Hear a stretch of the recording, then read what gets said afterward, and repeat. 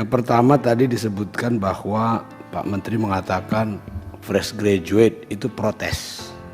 Sehingga barangkali perlu kita pikirkan untuk menambah porsi daripada fresh graduate. Kalau saya berpikir begini nih Pak Menteri, ini honorer ini utang lama kita, utang lama bangsa ini atau pemerintah selama ini. Jadi saya pikir ya kita selesaikan satu demi satu aja. 80% saya pikir sudah benar. 80% ini fokus dulu aja itu. Nanti setelah itu selesai, kalau kita usahakan selesai sampai dengan tahun 2024 Desember, setelah itu baru kita lakukan dengan baik semuanya gitu. Ya sekarang fokus dulu aja lah. Jadi nggak usah saya kira dikutak-katik lagi itu soal itu. Yang fresh graduate ya sudahlah, tunggu aja. Pengabdian itu tidak hanya lewat ASN kok dalam bangsa ini gitu. Itu barangkali yang pertama. Yang kedua, terkait dengan ada kasus yang saya temukan di lapangan. Itu tentang PPL, Pak. Petugas penyuluh lapangan dari pertanian. Pengairan, bukan pertanian. Ya pertanian, benar, pertanian. Mereka ini sebetulnya adalah pegawai honorer dari Dinas Pertanian Provinsi. Tetapi di BKO-kan ke kabupaten. Sekarang ini dalam pengusulan untuk masuk P3K, mereka ini tidak ada yang ngusulin. Nah, ini mungkin mekanismenya nanti kita perlu ini lagi sampaikan. Saya akan sampaikan nanti datanya melalui Ibu Sestama barangkali ya. Tapi hari ini saya kebetulan nggak bawa datanya. Ini mungkin perlu mendapat perhatian, ada sekitar 20-an sekian orang di salah satu kabupaten yang saya temui ketika saya melakukan kundapil ya.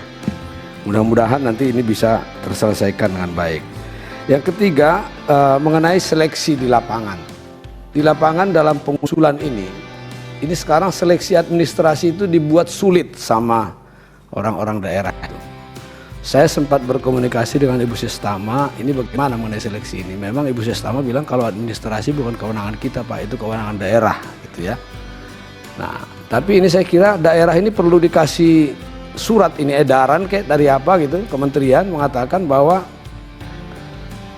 ini nih daerah ini jangan mempersulit lah ya orang-orang itu. Ini umumnya ini juga ada kaitannya dengan apa istilahnya kedekatan lah yang tadi itu disampaikan itu ya.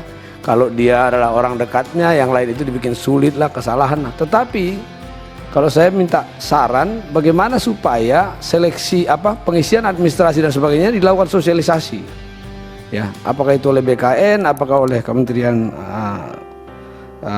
ARB dan sebagainya, boleh supaya mereka itu lebih mudah gitu melakukan itu.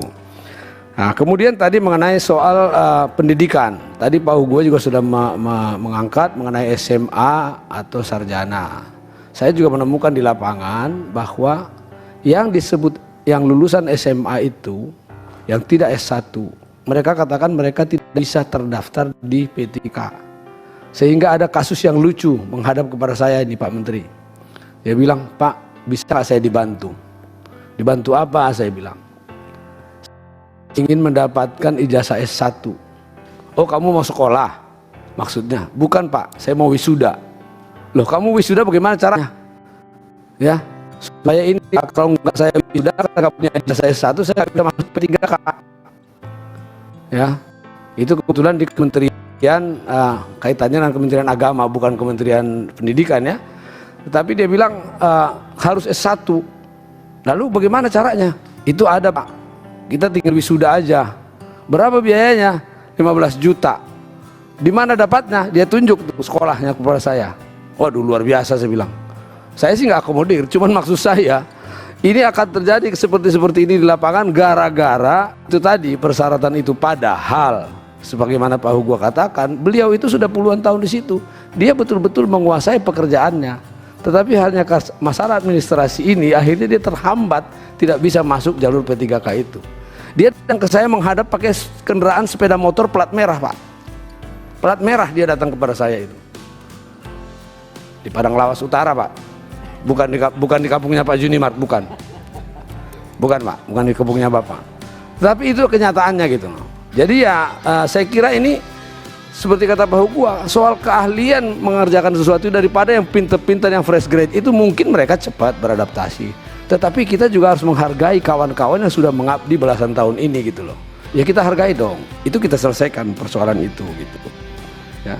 Kemudian Pak, ada lagi, ini adalah mengenai pengisian kembali. Ini ada lagi yang lucu lagi nih. Ini Pak, guru-guru itu yang sudah lolos P3K. Katakanlah misalnya di sekolah itu tadinya ada 10 guru P3K, honorer. 5 orang sudah lolos ikut P3K.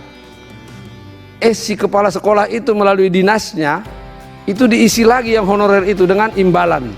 Ini tadi mafia yang disebutkan Pak Ketua tadi. Dinas Pendidikan Pak di salah satu kabupaten itu memasang target 30 juta per orang. Dinas Kesehatan 40 juta per orang. Ketika ditegur sama orang inspektorat, ini kenapa kok kalian masih terima lagi? Kan sudah dilarang ini menerima ini. Kalau begini caranya kan gak selesai-selesai ini urusan ASN honorer. Dia bilang kan masih ada anggarannya sampai akhir tahun. Ini kan nanti perkara kalian ini, anggaran itu nggak boleh lagi dialurkan ke situ. Kita sudah menganggarkan Pak 10 orang, berarti masih ada sisa. Yang 5 kan sudah ditanggung pusat atau menanggung APBD karena melalui P3K. Berarti ada lowong 5 orang, dimanfaatkan ini Pak. Ini saya kira sanksinya harus benar-benar dipertegas kepada OPD maupun kepala daerahnya.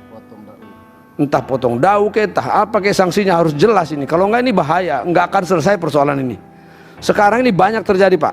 Kalau Bapak butuh datanya nanti saya minta datanya, karena inspektor yang melapor ke saya, salah seorang inspektorat di daerah yang melapor kepada saya itu. Ya, saya bilang kenapa enggak kalian periksa? Enggak ada instruksi Bang ke kami. Kalau ada instruksi ke kami untuk melakukan pemeriksaan kepada seluruh OPD itu, kami akan periksa.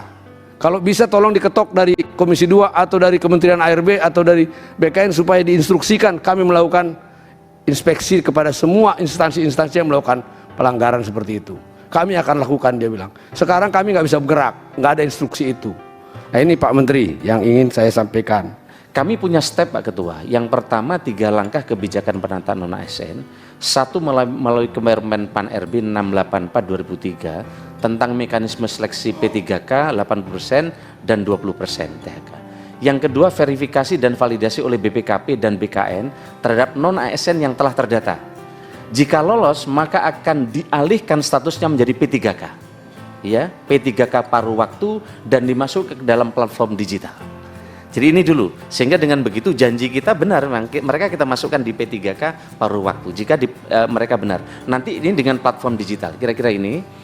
Kemudian step ketiga, jika ada kebutuhan dan anggaran, maka PPK yang paruh waktu akan diproteskan untuk mengisi formasi P3K penuh waktu melalui metode pemeringkatan kinerja. Ini, sehingga nanti seleksi yang rumit tadi, bertahap, karena ini kan baru nih Pak.